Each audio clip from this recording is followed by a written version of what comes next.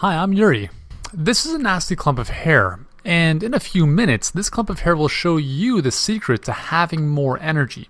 So watch this presentation until the end, and you will also discover a shocking, age-old way of losing weight that actually improves your health, and without becoming a fanatical health nut, using addictive stimulants or expensive foods, or spending hours in the kitchen.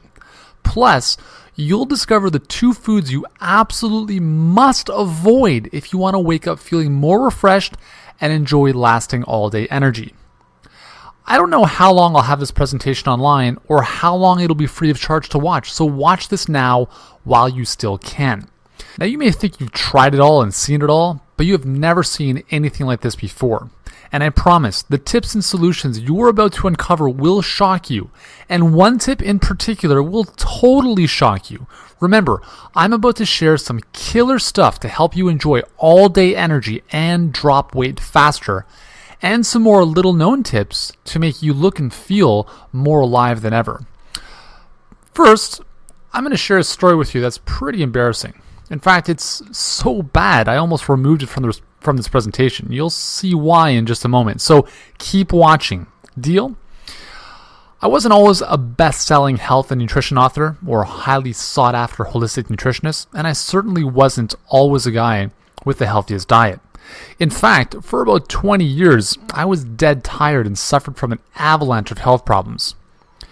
I remember the day when I decided enough was enough. I'm going to share that story with you now, even though it's really embarrassing and will likely bring up some buried emotions from that time. And I think you need to know how deep down the rabbit hole I went before I made the amazing discoveries I'm going to share with you today that now allow me to live this amazing life. I remember it was late on a Wednesday night in the middle of March, just a few days before my 17th birthday, and I had just returned home from soccer practice. And the reason I remember this is going to be really clear in just a moment.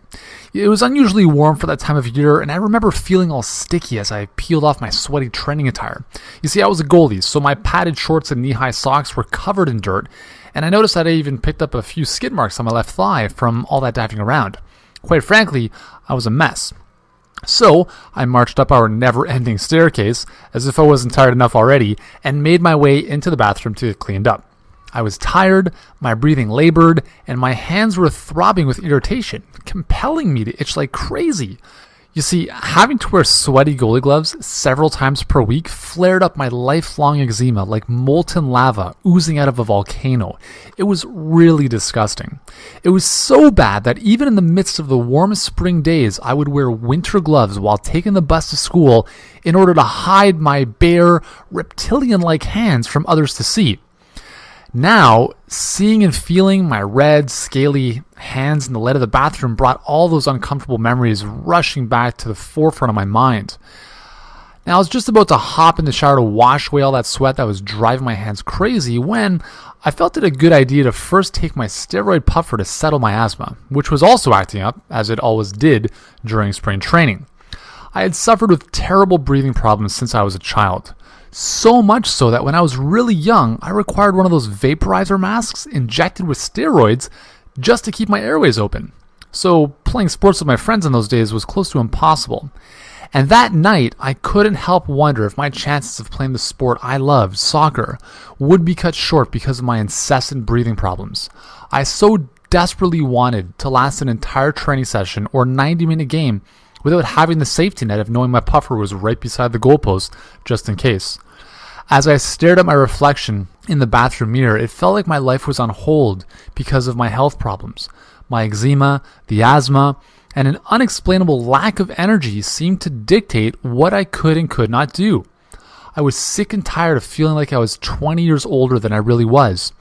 I was fed up feeling tired all day long in spite of sleeping 10 to 12 hours a night. I was 17, damn it. I should have been full of energy and feeling great. Yet I wasn't, not by a long shot. Instead, each morning I had to peel myself out of bed feeling as though I had just been through an entire bottle of tequila the night before.